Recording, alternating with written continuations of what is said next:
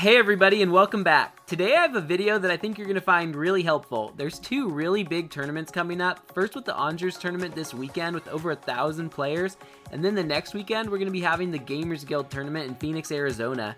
There are so many heroes in Altered, and we'll be reviewing the early meta and which of them are performing well. Then I'm going to give you my 6 picks with deck lists for the heroes that I think could win it all at these tournaments. If you like content like this, make sure to let me know in the comments, and like the video and subscribe to my channel if you want to see more meta snapshots like this in the future. Looking at the data, recently on Exalted, people have been playing a ton of Fen and Crowbar, and Sigismar is not far behind it.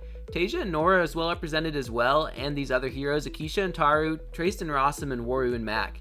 It's interesting to note that these heroes, they're not being played with uniques, it's just limited to the commons and rares, so this meta might not be the same as what we'll see in a format where you can use uniques. Also, some of these heroes have been popular for longer. Traced and Sigismar were good before the full release of the full set, but now Fen and Crowbar and some of these other heroes that finally have like the tools to be good, they might be seeing more play as well just because they're fun and new to the player base. Looking at the top 20 decks besides just what's used frequently, we still see a lot of Sigismar and Fen at the top. There's some Waru as well. We're going to break this down now into the count per hero, and you can see here Sigismar had 8 spots in the Exalted top 20, Fen had 5, Waru had 4, and then the next best was just 1 for several of the other heroes at the time this video was made.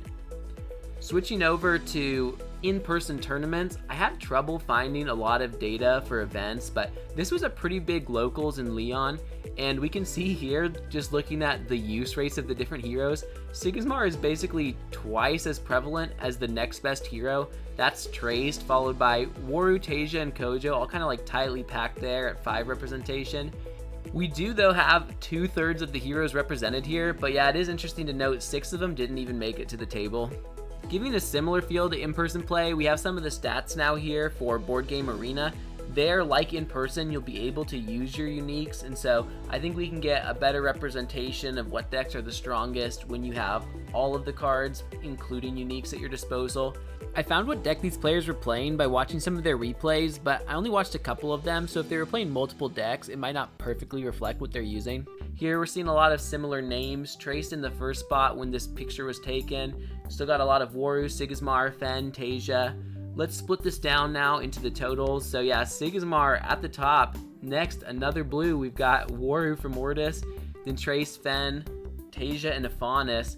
Yeah, it's pretty interesting seeing these totals. I think that Sigismar is a very accessible hero, and for new players especially, you can kind of come in at a higher level just to start. You have experience maybe with the starter deck, and it's a pretty familiar, straightforward win condition.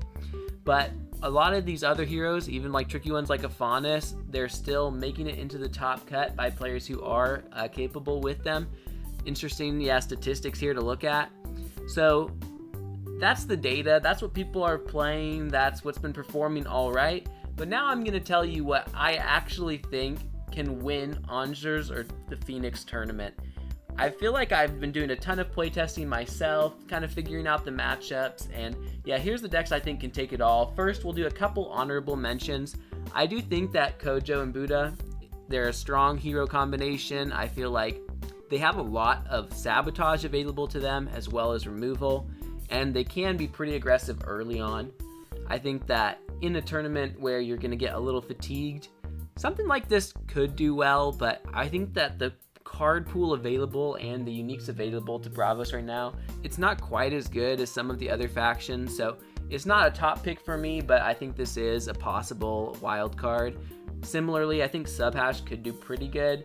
It's not my favorite Axiom hero at this point, but I do think that it has a pretty good Waru matchup and that it could be an alright meta call. And lastly, I think that Rin and Orchid could definitely surprise a lot of people. Most people are teching at least some removal in all of their lists, but with a festival deck, I think that someone could at least like make a top cut or do pretty well with Rin and Orchid and surprise people. It would probably be pretty hard to take it all the way, but I feel like fun decks like this, especially early on, people might not be ready for them, and they could push their way up into the ranks with the right amount of luck. But as for my top 6 picks, the first one is going to be Waru and Mac. I'm not putting these out in any specific order. I'm just going to be sharing, the 6 ones that I think can take it all with deck lists and kind of my thoughts. But yeah, the order here is pretty much random. So Waru and Mac, they're very strong and very frustrating to deal with. Robin Hood is definitely one of the key cards, or at least one of the cards that is very frustrating to play against. It's going to make all of your opponent's cards cost 1 more. I think this can be a very good deck in a tournament setting, but it's also a very hard deck to pilot, so you're going to have to be really comfortable with your matchups, and you're going to have to really have confidence when you're playing, because you'll get behind at the beginning of the game. It's kind of inevitable with Waru and Mac. You'll get behind to set up, and so you have to kind of keep your level head throughout the game and not get tilted, because when you win the game, it's probably going to be like last second where you finally get control at the very end of the match. And so I also think this hero might struggle in the tournaments because there is round limits. I think that it's about 50 minutes for best of 3 in the top 16 for Angers. And so, if there are tiebreakers, this hero could struggle a lot in tiebreakers. That is definitely something to think about, because you likely will be behind in the expeditions, even if you're ahead on the board and with your win condition. So a very strong hero, and one that I think good players will be able to pilot very well. You do have really good cards like LiQWYD that can mess up people's resources early on. Charge, powerful finisher, great removal with teamwork training, and incredible draw with Ozma and Ortis Attorney. I definitely think that this deck could perform well. And the matchups with Waru are pretty good almost everywhere. You have some really good matchups into decks like Trace, and then the rest of them, even against what are like maybe your counters, people would say, like Fen or maybe Tasia or something like that, I feel like you're pretty much at least 50-50, even with the decks that are supposed to beat you. So I feel like this is a pretty safe bring if you know what you're doing, because you won't be like severely at a disadvantage in any of the matchups. But I've got some other picks. One is Fen and Crowbar. I think one of the main reasons that I feel like this could take down the tournament is I think it's going to be pretty popular, and if a lot of people are playing a deck, it's a lot more likely that at least one of them will do well with it. You have a lot of randomness with Fen and Crowbar. We've got the list here that you can peek at while I'm talking, but this hero, even though you don't get to control your draws, I'm sure that with enough players playing it, one of them is going to have a good hand every round. And when you have those good hands, the deck can sing, and it can be so powerful. All of these deck lists are based off of the list that the players, like the top 20 board game arena players, have been playing. Some of them are slightly influenced by my own opinions and what I've found in my testing. But these are just kind of like bringing together all that I've seen from like the top lists from people from tournaments and different things, and just kind of sharing that with you guys. Interestingly, I have seen a lot of people running more 2-ofs in Fen. I think that's pretty popular because since you can't control those draws, if you run 3 of a card, it's a lot more likely you'll draw 2 of it at once, and then you won't have as many options since you can't choose to put one of them in the mana. So I think a lot of people have been running 2-ofs very successfully with things like Kodama or maybe Lyra Festival. I am pretty surprised. I feel like at least 2/3 of the people I've seen run at least one Lyra Festival, if not more. Sometimes they're common, sometimes they're rare. It's kind of all over the place, but it really seems like a staple in Fen to have that backup win condition. And I think that can be especially good because you can often drain your opponent's resources with things like Tinkerbell or cards that give fleeting, like Acapella Training. Cloth Cocoon discarding cards as well can kind of burn your opponent's resources up. At some point, if their hand's small enough, you can be pretty confident they might not have a way to stop your festival, but definitely not going all in on it. It's super easy to win with your normal conditions as well. You've got powerful cards like Cernunnos and Anansi that you can anchor with things like your Hatter if you can get that into the reserve. I think that this deck has a lot of tools. Aloe Vera, probably your best value engine, really helping get all the cards that you want to see in the reserve into that spot for you. This is a very powerful list. One thing I want to point out too, Inkcaster, I think that's almost always a 3-of at the rare in all of the decks I've seen. I do feel like that's a very powerful card to reuse your strong spells and things that you want for like a second or a third time. Lots of people I've seen run Magical Training, several run Off You Go as well. So I think, yeah, those are some of the cards that you can bounce with Incaster to just really have those infinite resources and drown out your opponent. I feel like, yeah, Magical Training is interesting to me. It's not a card I thought of, but just one I've seen a lot in the top lists. And you can, at the end of the game with Fen, actually have less resources than your opponent. At the beginning, you have like this overwhelming amount of resources, but if you discard any from the reserve or like play a little carelessly, now all of a sudden you're only drawing 1.5 cards at the end of the game when your opponent draws 2. And so I think, yeah, something like Magical Training where you can just get a couple more cards actually into your hand can be really good, especially paired with something like the Incaster. And especially if you're getting multiple uses out of Off You Go or have ways to put that back in your hand with like Hathor and Incaster. Yeah, that 2-cost removal, very good. It's kind of a theme for a lot of these top decks that they have these 2-cost removals. Actually, pretty much, yeah, over half of the ones I'm going to be talking about have like a 2-cost removal, either in Off You Go or Teamwork Training. And so, yeah, those are very strong. And even just things like Twinkle Twinkle, the supportability of Incaster, you got a lot of ways to discount the cost of your cards, which can let you do unfair things and keep up on the board with your opponent. Even if they're summoning like an Order's Token, if you get that 1 extra mana, then you can probably play something strong enough to keep up in the tempo.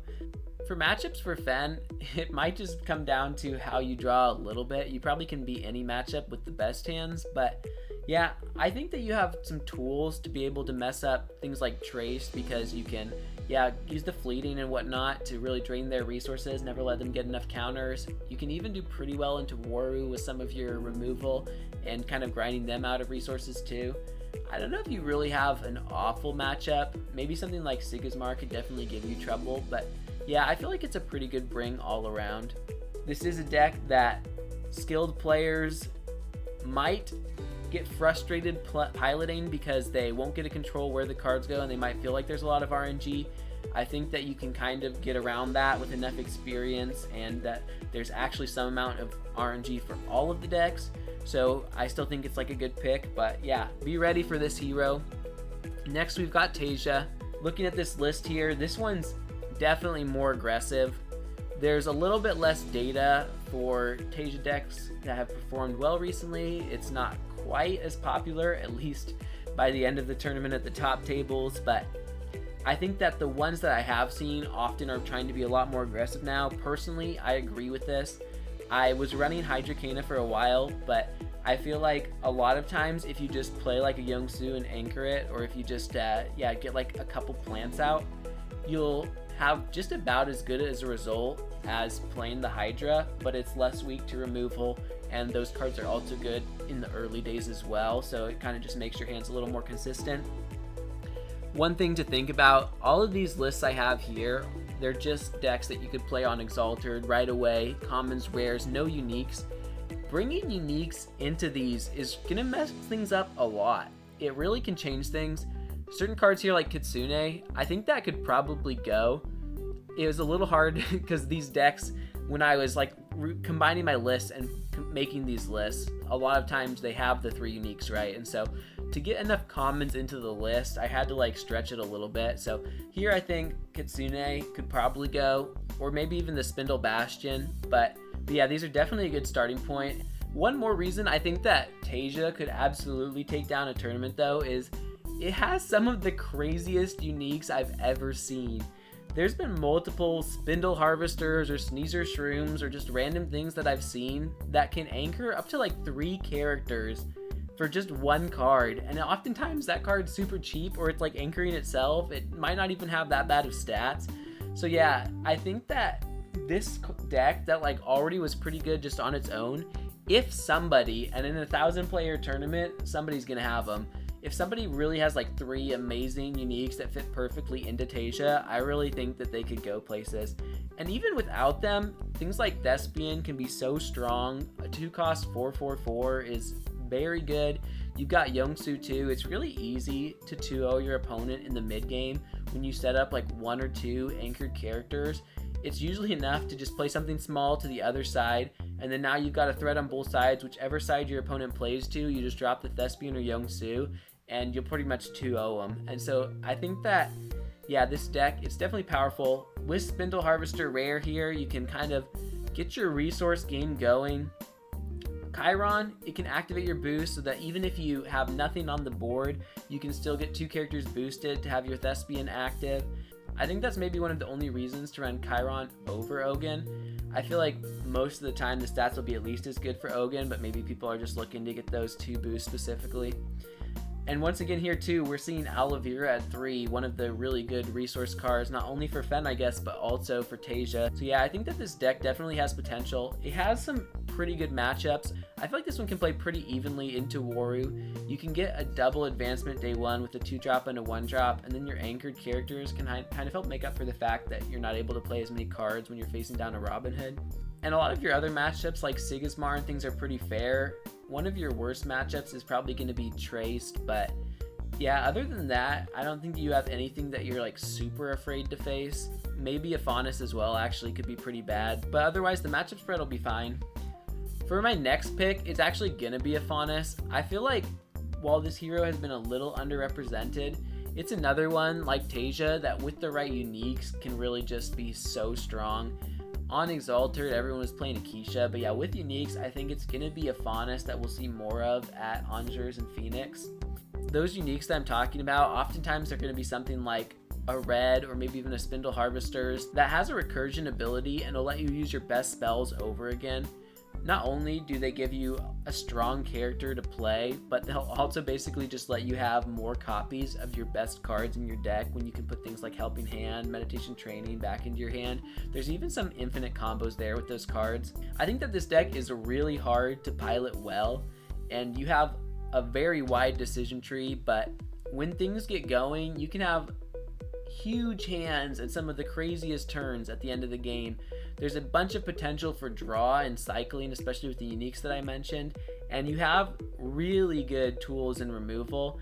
Things like Off You Go, just such a good card for value. Even Intimidation, while you can't use it twice and you can't bounce it from the reserve, it is just a very good effect to get an immediate impact on the board.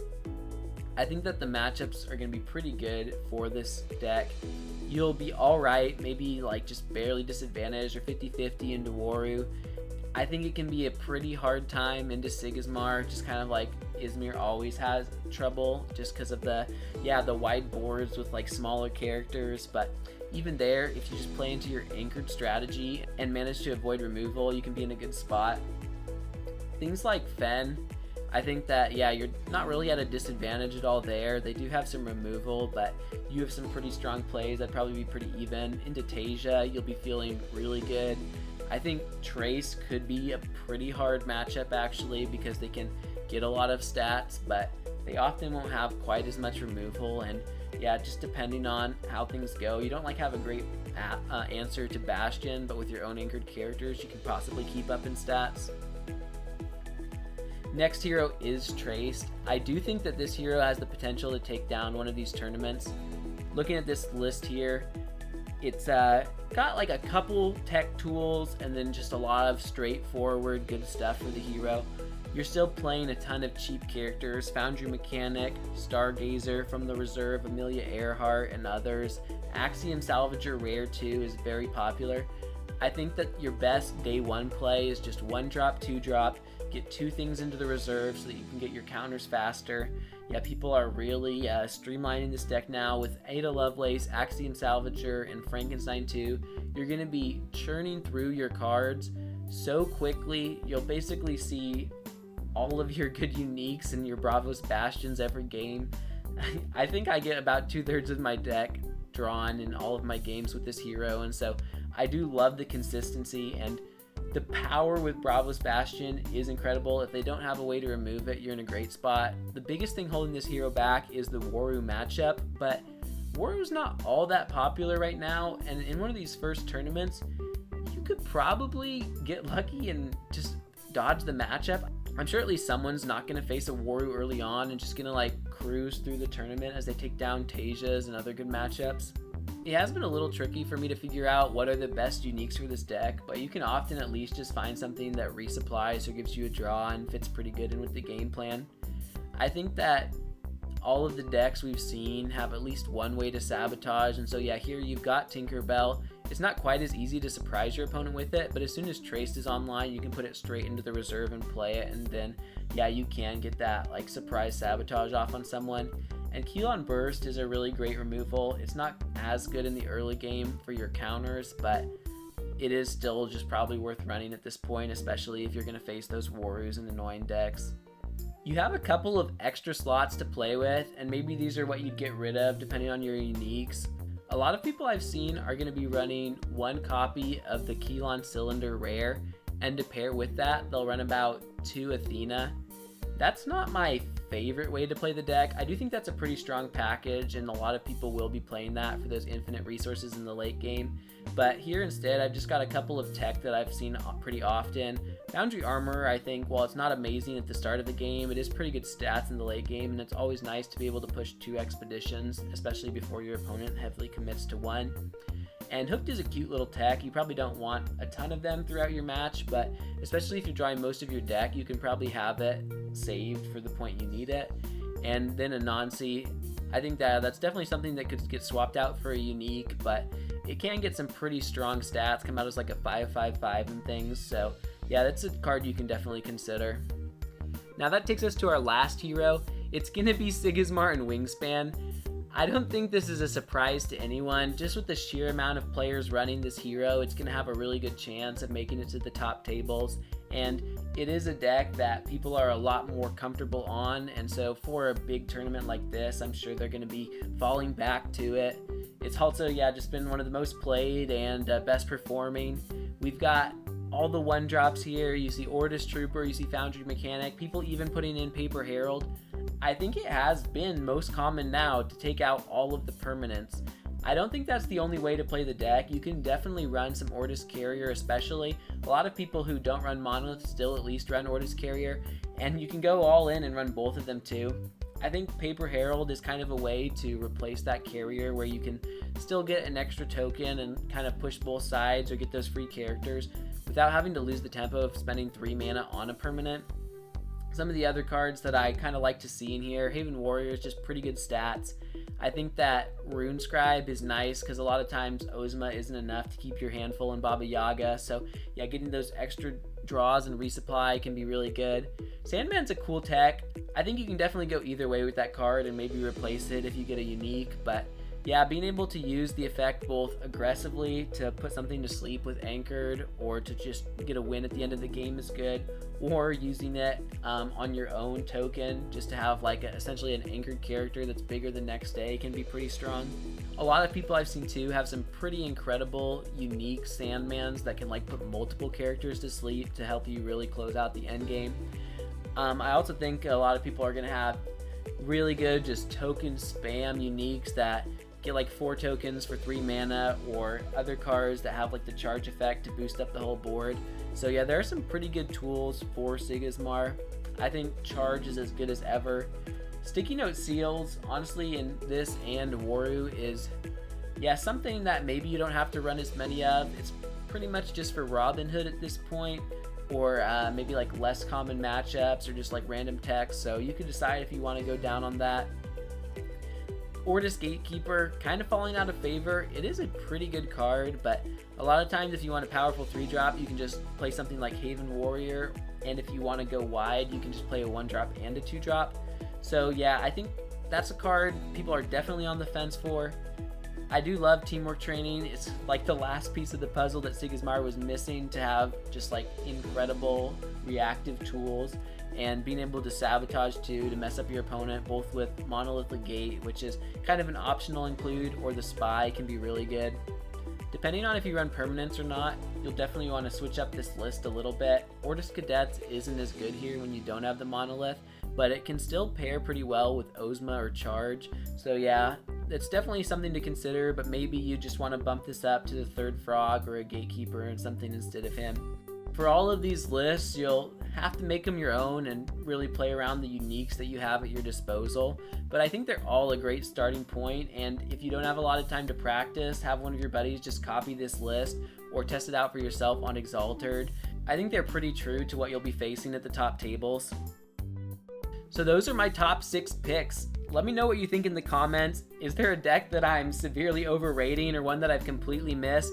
I really feel pretty confident that it's going to be one of these heroes taking it home, or maybe one of my honorable mentions, but they do seem pretty strong and consistent in this early meta, and I'm pretty impressed with all of them. I think their matchup spreads are pretty good, and their power level and consistency, so yeah, definitely be ready for these heroes.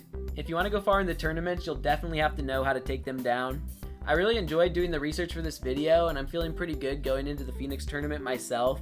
Make sure to like the video if you want to see more of this, and subscribe to my channel. I hope you liked looking at these lists and hearing my thoughts, and that'll help you do better online on the ladder, or in your local tournaments, or maybe even in these events as well. Good luck out there, and thanks for watching.